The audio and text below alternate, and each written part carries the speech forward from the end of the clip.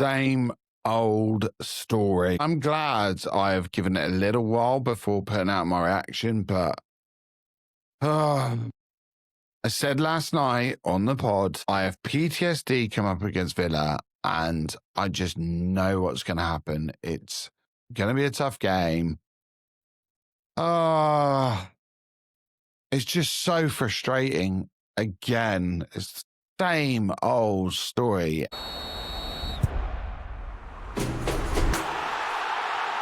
Welcome back to the channel, though. This is the Forward on Football channel. If you haven't done so, please hit the subscribe button, hit the notification bell. I'm here every Friday. And if you can't find me here, I'm on the Cannon podcast as well. Aston Villa 2, Arsenal 1. I'm struggling with words right now. I mean, we travelled to the north, sitting first in the table, high on confidence, and then we suffer just a horrendous defeat as our 18-match unbeaten run comes to a devastating end.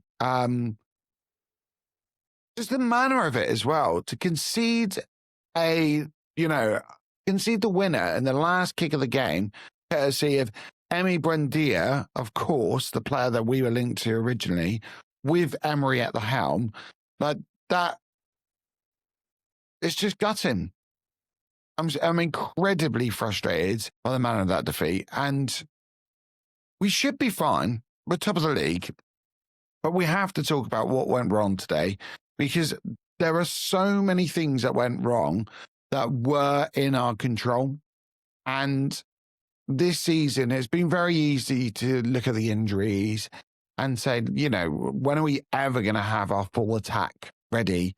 And at this point, when are we going to have our full defence ready? I'm worried about us losing our midfield at this rate. It's bonkers. But nevertheless, I don't want to give out tons of excuses. I do want to have a look at, what happened, because from the start, it was so end-to-end. Both teams had chances early on. Odegaard shoots straight at Martinez, who made a string of top-class saves, to be fair, throughout the game. And then in the 35th minute, Matty Cash capitalises on I think it's a Pau Torres cross. And it's flicked off Urine Timber. And Eze is in no man's land. He just hasn't reacted. I mean, his reaction says it all after the goal, because he knows he's just lost his man. I don't know if the time of the kickoff is a problem, but it's calamitous. It was awful. It's not what I expect from Eze. I mean, I love him as a player, but Matty Cash runs onto it, finishes through David Raya's legs to give them the lead. And it is an just uninspiring first half from Arsenal. Before the game started, I looked at the lineup, and it was very similar to what I said I believed Arteta would do. I know what he's like now. I think we all do. He reverts back to type a lot of the time.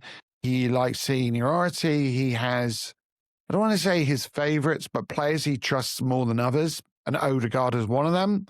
I think in that first half, having Eze out on the left, having, Odegaard in the middle and changing that round, it just didn't work.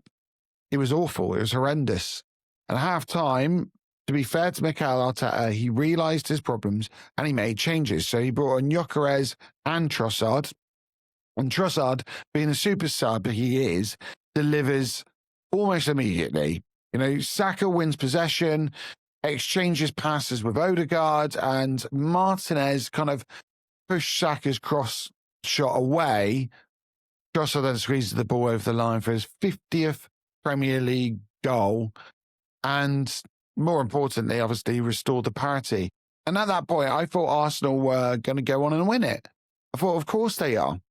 They've got to now. Put their foot on the gas. Let's run them over. Let's do similar to what we did against Bayern Munich. Take over the game, control the midfield, and just beat them.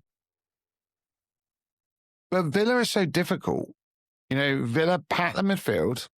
They understand how they use the mid-block. Physically, they were fantastic. They were, I mean, all credit to Villa. They were very, very good. But, I mean, we had 9 shots on target. Okay, our most in the Premier League away games since April 2024. And the second of, second minute of the 4 of injury time, Buendia goes and scores. It's just, it feels like Groundhog Day to a certain extent. I guess you could argue it's, the second latest winning goal scored against us in the Premier League. I think the latest is in the 2006, 2007 season, I think it was. But yeah, it's just so disappointing because we got the equaliser and then we just didn't do anything with it. I mean, injuries are a big factor. I don't want to go back to it, but I guess I have to. So when you lose players like Saliba and Gabriel, it's, Villa Park is a notoriously tough ground. And they'd they'd lost just one of the last 25 league encounters. And I want to say we're the last team to beat them at Villa Park, which shows how good they are there. And we have not got a good record against them. And so the pairing of, Hincapié and Timber, it was always going to be difficult for them. I mean, you saw it straight away in the first, I think it was the 9th minute. Could be making that up. It's definitely the first kind of around the 10th minute. And Watkins goes through and he almost like bullies Timber off the ball. We're not used to seeing that. And I thought, this is going to be a grim game, it's going to be a horrible one. And I have to say, the technical level, the players are just poor. Team looks shattered. Declan Rice, Martin Zubimendi have been obscenely good this season, but they have played far too many minutes now, and physically, they just look jaded. Zubimendi in particular has been quiet for a couple of games now, and he just looks shattered, which begs the question, why is Norgard not being introduced a little bit more into games? And I don't mean like from the off. I wouldn't have started Norgard for this game, but why are we keeping Zubimendi on all the time? Like, give him a little bit of rest, because it's the accumulation of minutes rather than the amount of games, if that makes sense. And the intentions of the starting lineup just seemed really, I don't know, pragmatic, conservative, trying to seem like we were going to just settle down, keep the ball. And we couldn't do that. We couldn't keep the ball.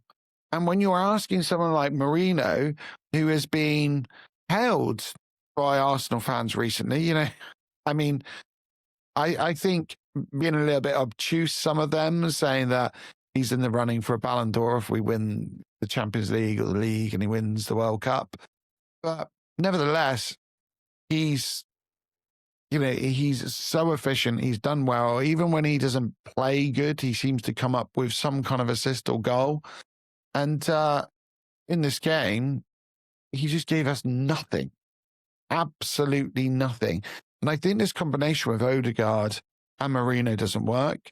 And it's high time that Arteta starts looking back at, what he originally did with the club and look at the pods that work together, the triangles work together. As I've said previously, I don't like Miles Lewis-Skelly on the left when then you've got Rice and Zubimendi occupying spaces in midfield, and then you play again a Trossard on top. It just doesn't work. That left-hand side doesn't work like that. Today we go with Calafiori and Rice, but then you have Eze, who we haven't really seen on the left wing, so you've shunted him out to the left wing to get Odegaard in. Odegaard with Marino does not seem to work. So I don't understand it. I predicted he was going to do it, but that doesn't mean that I wanted it, and it doesn't mean that it was right. It was just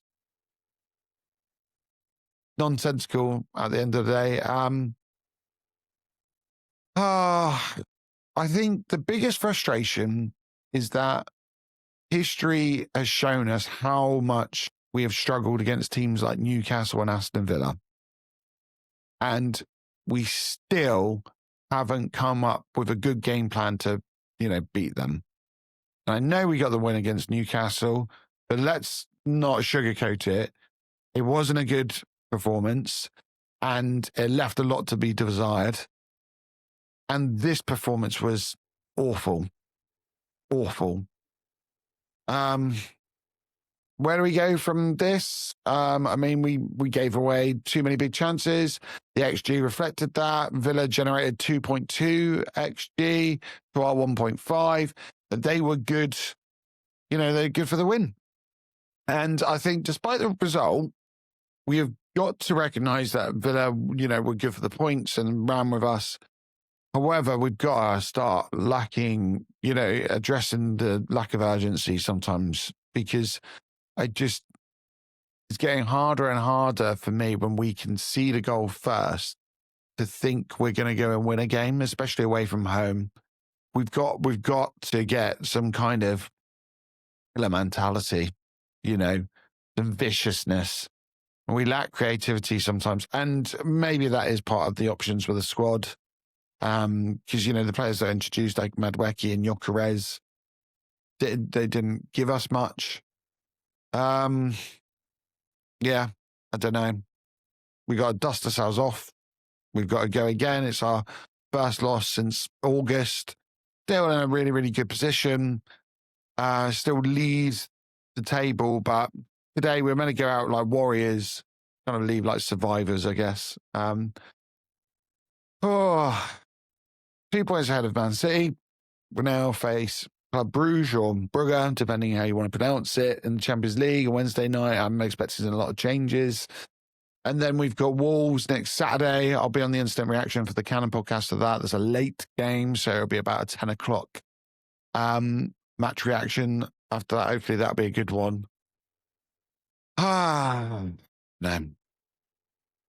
It is what it is. We got to move on, and luckily, the Salah news has come out, because at least it's reminded me that the players still are fighting for the club. Players want to be at the club. We're in a healthy position overall, but it's just PTSD of Aston Villa. Thanks for tuning in. Hit the like button, hit the subscribe button, hype the video, all that. It really does help. We're on our way to 700 subscribers. But for now, football. I just talk it. Border out.